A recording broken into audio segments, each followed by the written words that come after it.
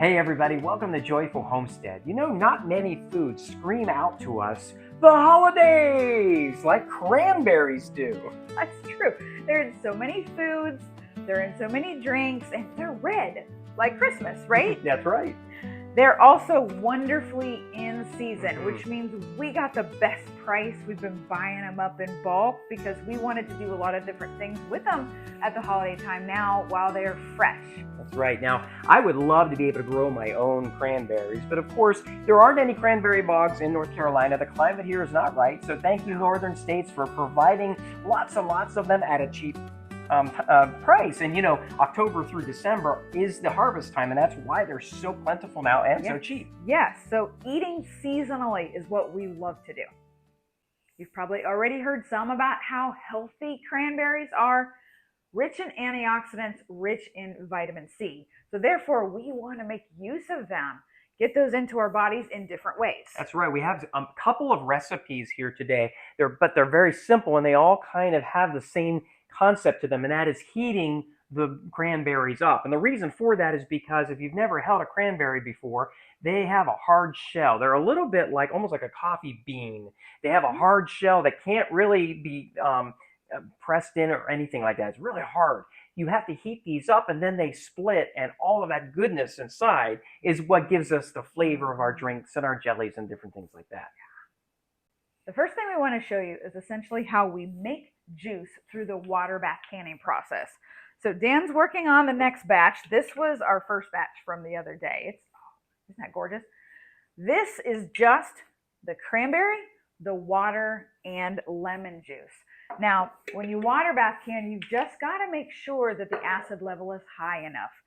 The cranberry acid level is pretty high, but we just want to be absolutely sure. So we add 2 tablespoons of the lemon juice to a quart jar. Then he loads it up about 40% of the way with cranberries. And last, he's going to put in the water. So he'll fill that all the way up to the top of the shoulder of this quart jar and leave enough headspace for the water bath canning itself.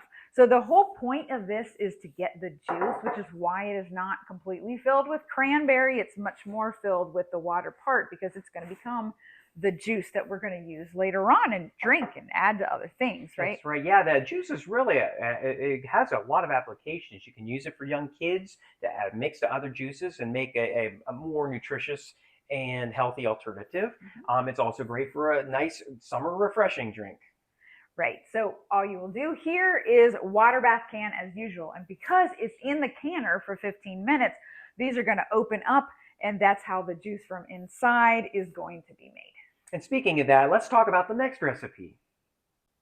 Applying heat is the common thread for all of our recipes that we're sharing with you today, because applying heat is the only way that you're going to get the hard shell of a cranberry to open up. So what we're going to do now is we're going to make cranberry sauce. This will be, you can do 2 versions. You can do one that has the chunks in it, which is a little bit more traditional, or you can do the one that is a little bit more like the kind that you'd find in the cans at the store. It's a little bit more of a jelly. And so they're really easy. You take 3 cups of washed cranberries, then you add a cup of water and a cup of sugar.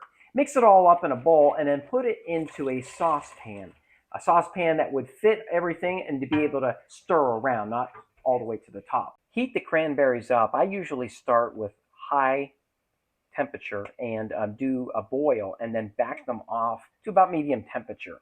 Within a few minutes, you'll start to see the changes in the cranberries. Notice that you have these stripes appearing. These are actually where the shell of the cranberry has split and they have started to open up. The goodness inside now is starting to seep into the water and mix with the sugar. This is exactly what you want. See how this one is exploding? You can hear some popping as they open up. And that's exactly what you want. So you want to simmer this, not quite at a boil, for about 10 minutes. I don't recommend cooking this any more than 10 minutes because these cranberries will lose their effectiveness. As far as vitamin C, it will be destroyed. And also, some of this juice will become more bitter. The more concentrated it becomes, the more bitter it tends to be. After 10 minutes, our cranberry sauce is done. It looks beautiful. It's starting to thicken up. And remember, it's only the sugar and the pectin that's in the cranberries. So what we're going to do is move this over to its bowl. So I'm going to put that spoon down and just pour it into a heat-safe bowl. That's important. The container has to be heat-safe because this is awfully hot right now. We like to keep the cranberry pieces in it, but you can strain them out if you like. We gave it some time to cool down, and then we put it in the fridge for a few hours. The end result is solidified and thick, and it looks amazing. Our last project is a drink mixer. So it's more of like a concentrate, where the first project was more of a juice that was infused with water. So this is going to be perfect for making punches, making wassail, where you're adding seltzer and other great flavors and making a final product using this. So one thing I wanted to mention is that cranberries don't work real well using a juicer machine. We love fresh juice here. We do that a lot with fruits like oranges, apples, grapes, things that have a high juice content inside them that can easily be expressed in the machine. Doesn't really work that way so well with cranberries. It expresses better by being drawn out into water. So that's what Dan's going to show you with this last project right now. For our cranberry drink mixer recipe, you really only need the same 3 cups of cranberries, as well as 1 cup of water and a wire strainer. Now, for this recipe, it's different than our juice that we put in the jar. We're using less water on purpose because we want this concentrated. We also are not using any sugar in this recipe because we do not want our cranberry juice to start thickening up as it cools. Add the 1 cup of water to the stovetop. Turn it on high heat for the amount of time it takes to start boiling, then turn it back to simmer just like you did for our cranberry sauce.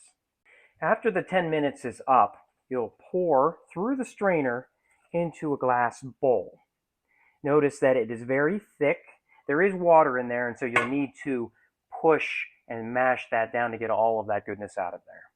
I like to use a good size slotted spoon or a spoon with holes in it just to mash those cranberries down to get all of the liquid out of that. And it'll take a while when you have 3 cups of cranberries. Push all of that out so that you get all of the antioxidants, vitamin C. Now remember, this is concentrated. This isn't like the juice we did previously.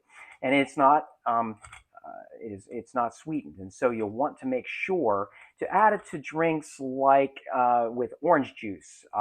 If you want to add orange juice and cinnamon together and heat it up, with the cranberry juice, you can make a wassail. You can make a punch with just ginger ale and a little bit of pineapple juice. What I'm going to do with this one is I'm going to add this to our elderberry syrup to boost those antioxidant properties of the elderberry and the medicinal value of it as well. So that'll be fun to see. See how concentrated that is? So there you have it, our final cranberry concentrate. We have the drink mixer, we have this wonderful cranberry juice, and this very tasty cranberry sauce that I cannot stop eating. Hey, darling, stop eating the props. Yeah, I know, but it's just so good. I don't even know if we're going to have any left for dinner. Well, the holiday flavors are so wonderful. I hope that you enjoy them this year, that you have a wonderful holiday season. From our homestead to yours, blessings.